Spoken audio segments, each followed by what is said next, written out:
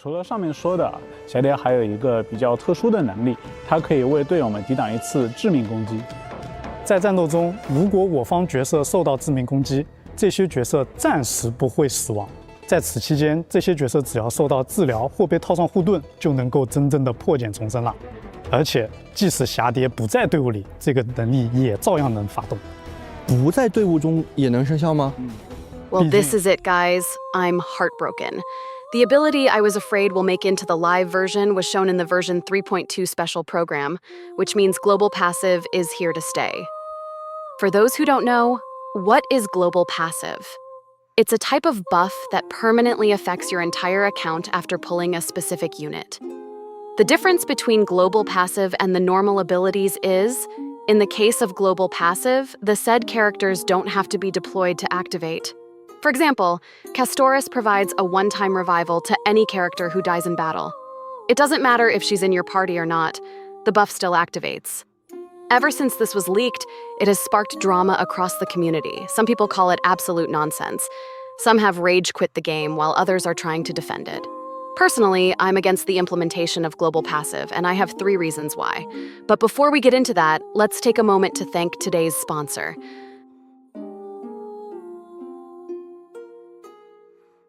In this day and age where gacha games are trying to take over our wallets and the temptation to spend money on a PNG waifu has become more and more irresistible, we need the best deal we could possibly find if we don't want to end up eating grass for the rest of the month.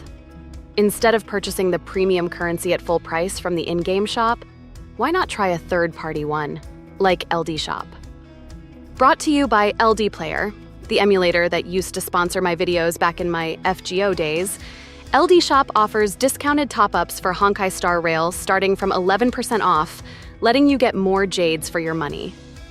The transactions are 100% secure, as they do not require account credentials.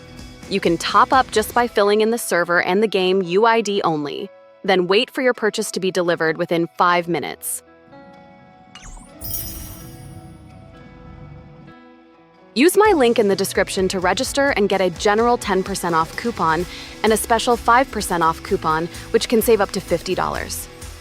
Special offers for you dolphins, spending over $80 a month will grant you a VIP membership, which comes with several benefits such as a free monthly pass and exclusive weekly and monthly coupons. So, first of all, I want to make it clear. My issue is with the Global Passive itself, not how overpowered the effect is. I see some people defend Global Passive by saying Castorice's effect isn't game-breaking or that it won't be useful in every scenario. No, that's not the issue. Don't move the goalpost. Even if the effect was something as tiny as a 0.001% attack buff for all characters, I'd still oppose it. Why? Because it fundamentally breaks the party system. This is my reason number 1. When you deploy a party, these 4 characters you see on the screen are the only active characters. Since they are active, they have their abilities turned on and can interact with each other in combat. Meanwhile, the rest of your roster is inactive. Their existence is no different from consumable items sitting in your inventory. So for what reason does an inactive character have its ability turn on during combat? I hate it when a game sets specific rules and then breaks them for no reason. It feels inconsistent and poorly designed. I dislike multipath characters when they did it the first time. There's no way I will support Global Passive. Reason number 2. There is no urgency.